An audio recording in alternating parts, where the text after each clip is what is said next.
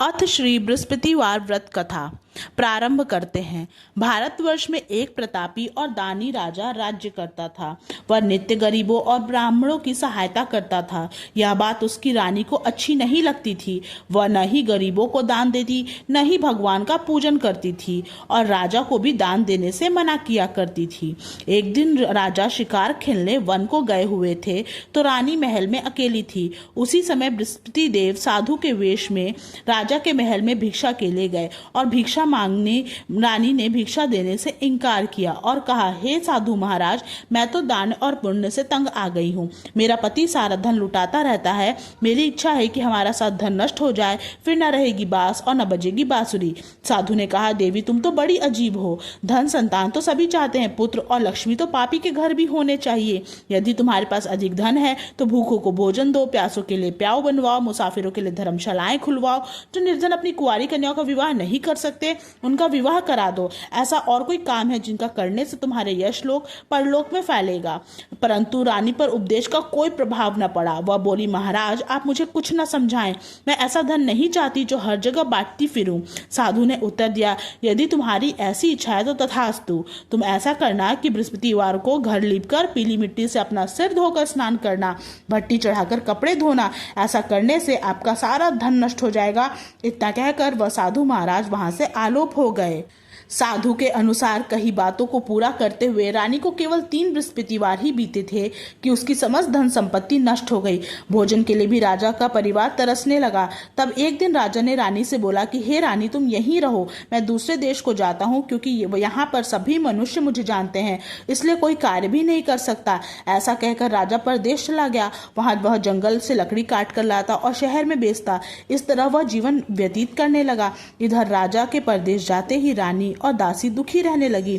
एक बार जब रानी और दासी को 7 दिन तक बिना भोजन के रहना पड़ा तो रानी ने अपनी दासी से कहा, हे दासी, पास ही के नगर में मेरी बहन रहती है, वह बड़ी धनवान है, तो उसके पास जा और कुछ ले आ, ताकि थोड़ी देर बहुत गुजर बसर हो जाए। दासी रानी की बहन के पास गई। उस दिन गुरुवार था और रानी की बहन उस समय बृहस्पतिवार व्रत की कथा सुन रही थी। दासी ने रानी की बहन को अपनी रानी का संदेश दिया, लेकिन रानी की बड़ी बहन ने कोई उत्तर नहीं दिया। जब दासी को रानी की बहन से कोई उत्तर नहीं मिला तो वो बहुत दुखी हुई और उसे क्रोध भी आया। दासी ने वापस आकर रानी को सारी बात बता दी। सुनकर रानी ने अपने भाग्य को कोसा। उधर रानी की बहन ने सोचा कि मेरी बहन की दासी आई थी, परंतु मैं उससे कुछ कही नहीं, इससे वह बहुत दुखी हुई होगी। कथा सुनकर और पूजन समाप्त कर वह अपनी बहन के घर आई और कहने लगी, हे बहन, मैं बृहस्पतिवार का व्रत कर रही थी, तुम्हारी दासी मेरे घर आई थी, परंतु जब तक कथा होती है तब तक हम लोग ना उठते हैं और ना ही बोलते हैं, इसलिए मैं नहीं बोली। कहो दासी क्यों गई थी?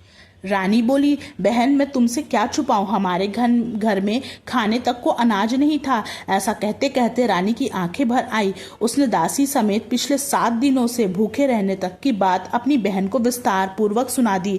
रानी की बहन बोली, देखो बहन, भगवान बृहस्पति सबकी मनोकामनाएं पूर्ण करते हैं। देखो शायद तुम्हारे घर में अनाज रखा हो। पहले तो रानी को विश्वास नहीं हुआ, पर बहन के आग्रह करने पर उसने अपनी दासी को अंदर भेजा तो उसे सचमुच अनाज से भरा एक घड़ा मिल गया। यह देखकर दासी को बड़ी हैरानी हुई। दासी रानी से कहने लगी, हे रानी, जब हमको भोजन नहीं मिलता तो हम व्रत ही क्यों तो करते हैं, इसलिए क्यों न इनसे व्रत और कथा की विधि पूछ ली जाए ताकि हम भी व्रत कर सकें। तब रानी ने अपनी बहन से बृहस्पतिवार व्रत के बारे में पूछा। उसकी बहन ने बताया, बृहस्पतिवार के व्रत में चने की दाल और मुनक्का से भगवान विष्णु का केले की जड़ में पूजन करें तथा दीपक जलाएं, व्रत कथा सुने और पीला भोजन भी करें, इससे बृहस्पति प्रसन्न होते हैं। व्रत और पूजन विधि बताकर रानी की बहन अपने घर को लौट गई। 7 दिन के बाद जब गुरुवार आया तो रानी और दासी ने व्रत रखा। घुड़साल में जाकर चना और गुड़ लेकर आए, फिर उससे केले की जड़ तथा विष्णु भगवान का पूजन किया। अब पीला भोजन कहाँ से आए, इस बात को लेकर दोनों बहुत दुखी थी। चूंकि उन्होंने व्रत रखा था इसलिए बृहस्पति देव उनसे प्रसन्न थे, इसलिए वे एक साधारण व्यक्ति का रूप धारण कर 2 थालों में सुंदर पीला भोजन दासी को दे गए। भोजन पाकर दासी प्रसन्न हुई और फिर रानी के साथ मिलकर भोजन ग्रहण किया। उसके बाद वे सभी गुरुवार को व्रत और पूजन करने लगी। बृहस्पति भगवान की कृपा से उनके पास फिर से धन संपत्ति आ गई, परंतु रानी फिर से पहले की तरह आलस्य करने लगी। तब दासी बोली, देखो रानी, तुम पहले भी इस प्रकार आलस्य करती थी, तुम्हें धन रखने में कष्ट होता था, इस कारण सभी धन नष्ट हो गया, और अब जब भगवान बृहस्पति की कृपा से धन मिला है तो तुम्हें फिर से आलस्य होता है। रानी को समझाते हुए दासी कहती है कि बड़ी मुसीबतों के बाद हमने यह धन पाया है, इसलिए हमें दान पुण्य करना चाहिए, भूखे मनुष्यों को भोजन कराना चाहिए और धन को शुभ कार्यों में खर्च करना चाहिए, जिससे तुम्हारे कुल का यश बढ़ेगा, स्वर्ग की प्राप्ति होगी और पितृ प्रसन्न होंगे। दासी की बात मानकर रानी अपना धन शुभ कार्यों में खर्च करने लगी, जिससे पूरे नगर में उसका यश फैलने लगा। एक दिन राजा दुखी होकर जंगल में एक पेड़ के नीचे आसन जमा कर बैठ गया। वह अपनी दशा को याद करके व्याकुल होने लगा। बृहस्पतिवार का दिन था। एकाएक उसने देखा कि निर्जन वन में एक साधु प्रकट हुए। वह साधु वेश में स्वयं बृहस्पति देवता थे। लकड़हारे के सामने आकर बोले, हे लकड़हारे, इस सुनसान जंगल में तू चिंता मग्न क्यों बैठा है? लकड़हारे ने दोनों हाथ जोड़कर प्रणाम किया और उत्तर दिया, महात्मा जी, आप सब कुछ जानते हैं, मैं क्या कहूँ? यह कहकर रोने लगा और साधु को आत्मकथा सुनाई। महात्मा जी ने कहा, तुम्हारी स्त्री ने बृहस्पति के दिन वीर भगवान का निरादर किया है, जिसके कारण रुष्ट होकर तुम्हारे यह दशा कर दी। अब तुम चिंता को दूर करके मेरे कहने पर चलो तो तुम्हारे सब कष्ट दूर हो जाएंगे और भगवान पहले से भी अधिक संपत्ति देंगे। तुम बृहस्पति के दिन कथा किया करो, 2 पैसे के चने मुनक्का मंगवाकर उसका प्रसाद बनाओ और शुद्ध जल से लोटे में शक्कर मिलाकर अमृत तैयार करो। कथा के पश्चात अपने सारे परिवार और सुनने वाले प्रेमियों में अमृत व प्रसाद बांटकर आप भी ग्रहण करो। ऐसा करने से भगवान तुम्हारी सब मनोकामनाएं पूरी करेंगे। साधु के ऐसे वचन सुनकर लकड़हारा बोला, हे प्रभु, मुझे लकड़ी बेचकर इतना पैसा नहीं मिलता जिससे भोजन करने के उपरांत कुछ बचा सकूं। मैंने रात्रि में अपनी स्त्री को व्याकुल देखा है, मेरे पास कुछ भी नहीं जिससे उसकी खबर मंगा सकूं। साधु ने कहा, हे लकड़हारे, तुम किसी बात की चिंता मत करो। बृहस्पति के तुम रोजाना की तरह लकड़ियां लेकर शहर को जाओ। तुमको रोज से 2 गुना धन प्राप्त होगा, जिससे तुम भली भांति भोजन कर लोगे तथा बृहस्पति की पूजा का सामान भी आ जाएगा। इतना कहकर साधु अंतर्धान हो गए। धीरे धीरे समय व्यतीत होने पर फिर वही बृहस्पतिवार का दिन आया। लकड़हारा जंगल से लकड़ी काटकर किसी भी शहर में बेचने गया। उसे उस दिन और दिन से अधिक पैसा मिला। राजा ने चना गुड़ आदि लाकर गुरुवार का व्रत किया। उस दिन से उसके सभी क्लेश दूर हुए, परंतु जब दोबारा गुरुवार का दिन आया तो बृहस्पतिवार का व्रत करना भूल गया। इस कारण बृहस्पति भगवान नाराज हो गए। उस दिन उस नगर के राजा ने विशाल यज्ञ का आयोजन किया तथा शहर में यह घोषणा करा दी कि कोई भी मनुष्य अपने घर में भोजन न बनावे, न आग जलावे, समस्त जनता मेरे यहाँ भोजन करने आवे। इस आज्ञा को जो न मानेगा उसे फांसी की सजा दी जाएगी। इस तरह की घोषणा संपूर्ण नगर में करवा दी गई। राजा की आज्ञा अनुसार शहर के सभी लोग भोजन करने गए, लेकिन लकड़हारा कुछ देर से पहुंचा, इसलिए राजा उसको अपने साथ घर लिवा ले गए और ले जाकर भोजन करा रहे थे तो रानी की दृष्टि उस खूंटी पर पड़ी जिस पर उसका हार लटका हुआ था। वह वहां दिखाई नहीं दिया। रानी ने निश्चय किया कि मेरा हार इस मनुष्य ने चुरा लिया है। उसी समय सिपाहियों को बुलाकर उसको कारागार में डलवा दिया। जब लकड़हारा कारागार में पड़ गया और बहुत दुखी होकर अब विचार करने लगा कि न जाने कौन से पूर्व जन्म के कर्म से मुझे यह दुख प्राप्त हुआ है, और उसी साधु को याद करने लगा जो कि जंगल में मिला था।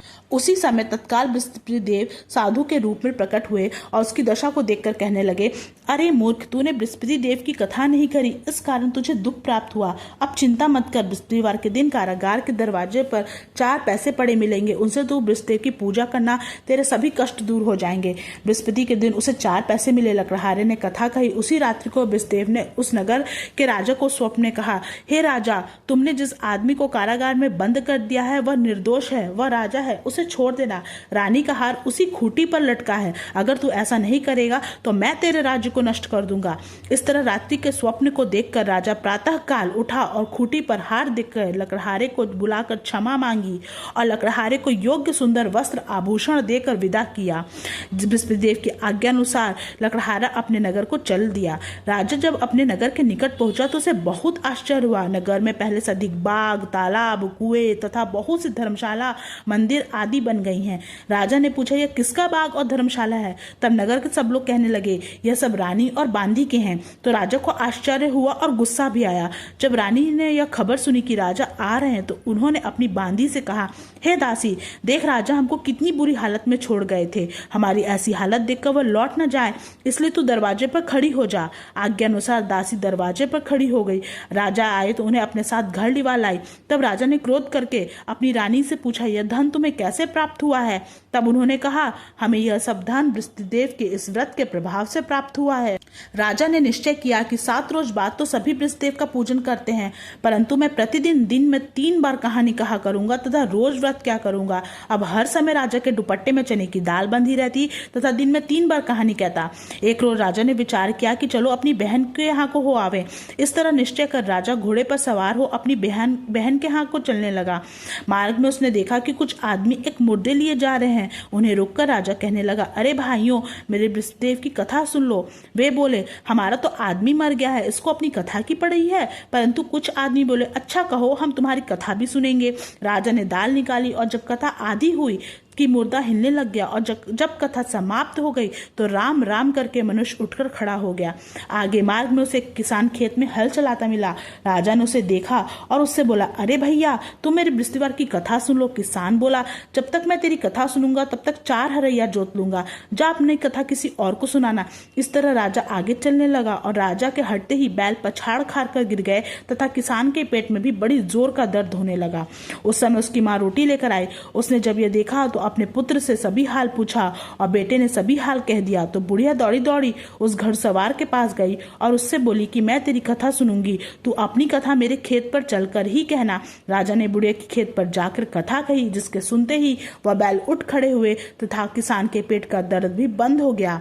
राजा अपनी बहन के घर पहुंचा। बहन ने भाई की खूब मेहमानी की। दूसरे रोज प्रातःकाल राजा जगा तो वह देखने लगा कि सब लोग भोजन कर रहे हैं। राजा ने अपनी बहन से कहा, ऐसा कोई मनुष्य है जिसने भोजन नहीं किया हो? मेरे बृहस्पतिवार की कथा सुन ले।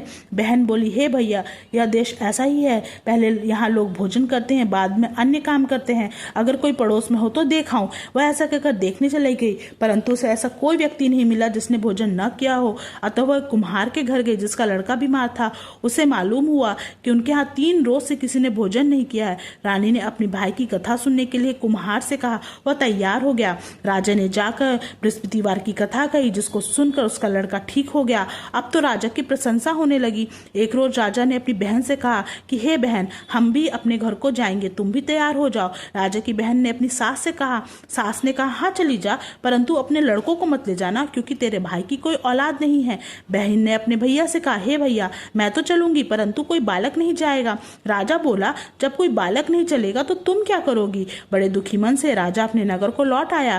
राजा ने अपनी रानी से कहा, हम निर्वंशी राजा हैं, हमारा मुंह देखने का धर्म नहीं है और कुछ भोजन आदि नहीं किया। रानी बोली, हे प्रभु, बृहस्पति देव ने हमें सब कुछ दिया है तो हमें औलाद भी अवश्य देंगे। उसी रात को बृहस्पति ने राजा से स्वप्न में कहा, हे राजा, उठ, सभी सोच त्याग दे, तेरी रानी गर्भ से है। राजा की यह बात सुनकर रानी बहुत खुश हुई। 9वें महीने में उसके गर्भ से एक सुंदर पुत्र पैदा हुआ। तब राजा बोला, हे रानी, स्त्री बिना भोजन के रह सकती है, पर बिना कहे नहीं रह सकती। जब मेरी बहन आवे तो मुझसे कुछ मत कहना। रानी ने सुनकर हाँ कर दिया। जब राजा की बहन ने यह शुभ समाचार सुना तो बहुत खुश हुई और तथा बधाई लेकर अपने भाई के यहाँ आई। तभी रानी ने कहा, घोड़ा चढ़कर तो नहीं आई, गधा चढ़ी आई। राजा की बहन बोली, भाभी, मैं इस प्रकार न कहती तो मैं औलाद कैसे मिलती? बृहस्पति देव ऐसे ही हैं, जैसे जिसकी मन में कामनाएं हैं सभी को पूर्ण करते हैं। जो सद्भावना पूर्वक बृहस्पतिवार का व्रत करता है एवं कथा पढ़ता है अथवा सुनता है और दूसरों को सुनाता है, बृहस्पति देव उसकी सभी मनोकामनाएं पूरी करते हैं। भगवान बृहस्पति देव उसकी सदैव रक्षा करते हैं। संसार में जो मनुष्य सद्भावना से भगवान जी का पूजन व्रत सच्चे हृदय से करते हैं तो उनकी सभी मनोकामनाएं पूर्ण करते हैं। जैसी सच्ची भावना से रानी और राजा ने उनकी कथा का गुणगान किया तो उनकी सभी इच्छाएं बृहस्पति जी ने पूर्ण की थी। इसलिए पूर्ण कथा सुनने के बाद प्रसाद लेकर जाना चाहिए। हृदय से मनन करते हुए उसका जयकारा बोलना चाहिए। बोलो बृहस्पति भगवान की जय, भगवान विष्णु की जय। बृहस्पति देव की कथा। प्राचीन काल में एक ब्राह्मण था। वह बहुत निर्धन था। उसके कोई संतान नहीं थी। उसकी स्त्री बहुत मलिनता के साथ रहती थी। वह स्नान न करती, किसी देवता का पूजन न करती। इससे ब्राह्मण देवता बड़े दुखी थे। बेचारे बहुत कुछ कहते किंतु उसका कुछ परिणाम न निकला। भगवान की कृपा से ब्राह्मण की स्त्री के कन्या रूपी रत्न पैदा हुई। कन्या बड़ी होने पर प्रातः स्नान करके भगवान विष्णु का जाप व बृहस्पतिवार का व्रत करने लगी। अपने पूजन पाठ को समाप्त करके विद्यालय जाती तो अपनी मुट्ठी में जौ भर के ले जाती और पाठशाला के मार्ग में डालती जाती। तब ये जौ स्वर्ण के हो जाते। लौटते समय उनको बीनकर घर ले आती थी। एक दिन वह बालिका सूप में उस सोने के जौ को फटक कर साफ कर रही थी। उसके पिता ने देख लिया और कहा, हे बेटी, सोने के जौ के लिए सोने का सूप होना चाहिए। दूसरे दिन बृहस्पतिवार था। इस कन्या ने व्रत रखा और बृहस्पति से प्रार्थना करके कहा, मैंने आपकी पूजा सच्चे मन से की हो तो मेरे लिए सोने का सूप दे दो। बृहस्पति ने उसकी प्रार्थना स्वीकार कर ली। रोजाना की तरह वह कन्या जौ फैलाते हुए जाने लगी। जब लौटकर जौ बीन रही थी तो बृहस्पति की कृपा से उसे सोने का सूप मिला। उसे वह घर ले आई और उसमें जौ साफ करने लगी, परंतु उसकी माँ का वही ढंग रहा। एक दिन की बात है कि वह कन्या सोने के सूप में जौ साफ कर रही थी। उस समय उस शहर का राजपुत्र वहां से होकर निकला। इस कन्या के रूप और कार्य को देखकर मोहित हो गया तथा अपने घर आकर भोजन तथा जल त्याग कर उदास होकर लेट गया। राजा को जब इस बात का पता लगा तो अपने प्रधानमंत्री के साथ उसके पास गए और बोले, हे बेटा, तुम्हें किस बात का कष्ट है? किसी ने अपमान किया है अथवा और कोई कारण हो सको हो? मैं वही कार्य करूंगा जिससे तुम्हें प्रसन्नता हो। अपने पिता की राजकुमार ने बातें सुनी तो वह बोला, मुझे आपकी कृपा से किसी बात का दुख नहीं है। किसी ने मेरा अपमान नहीं किया, परंतु मैं उस लड़की से विवाह करना चाहता हूँ जो सोने के सूप में जौ साफ कर रही थी। यह सुनकर राजा आश्चर्य में पड़ा और बोला, हे बेटा, इस तरह की कन्या का पता तुम ही लगाओ। मैं उसके साथ तेरा विवाह अवश्य ही करवा दूंगा। राजकुमार ने उस लड़की के घर का पता बतलाया। तब मंत्री उस लड़की के घर गए और ब्राह्मण देवता को सभी हाल बतलाया। ब्राह्मण देवता राजकुमार के साथ अपनी कन्या का विवाह करने के लिए तैयार हो गए तथा विधि विधान के अनुसार ब्राह्मण की कन्या का विवाह राजकुमार के साथ हो गया। कन्या के घर से जाते ही पहले की भांति उस ब्राह्मण देवता के घर में गरीबी का निवास हो गया। अब भोजन के लिए भी अन्न बड़ी मुश्किल से मिलता था। एक दिन दुखी होकर ब्राह्मण देवता अपनी पुत्री के पास गए। बेटी ने पिता की दुखी अवस्था को देखा और अपनी माँ का हाल पूछा। तब ब्राह्मण ने सभी हाल कहा। कन्या ने बहुत सा धन देकर अपने पिता को विदा कर दिया। इस तरह ब्राह्मण का कुछ समय सुखपूर्वक व्यतीत हुआ। कुछ दिन बाद फिर वही हाल हो गया। ब्राह्मण फिर अपनी कन्या के यहाँ गया और सारा हाल कहा तो लड़की बोली, हे पिताजी, आप माता जी को यहाँ लिवा लाओ, मैं उन्हें विधि बता दूंगी जिससे गरीबी दूर हो जाए। ब्राह्मण देवता अपनी स्त्री को साथ लेकर पहुंचे तो अपनी माँ को समझाने लगी, हे माँ, तुम प्रातः काल प्रथम स्नान आदि करके भगवान विष्णु का पूजन करो तो सब दैत्यता दूर हो जाएगी। परंतु उसकी माँ ने एक भी बात नहीं मानी और प्रातः काल उठकर अपनी पुत्री के बच्चे को जूठन को खा लिया। इससे उसकी पुत्री को भी बहुत गुस्सा आया और एक रात को कोठरी से सभी सामान निकाल दिया और अपनी माँ को उसमें बंद कर दिया। प्रातःकाल उसे निकाला तथा स्नान आदि करा के पाठ करवाया तो उसकी माँ की बुद्धि ठीक हो गई। फिर प्रत्येक बृहस्पतिवार को व्रत रखने लगी। इस व्रत के प्रभाव से उसके माँ बाप बहुत ही धनवान और पुत्रवान हो गए और बृहस्पति जी के प्रभाव से इस लोक के सुख को भोगकर स्वर्ग को प्राप्त हुए। बोले बृहस्पति भगवान की जय, भगवान विष्णु की जय।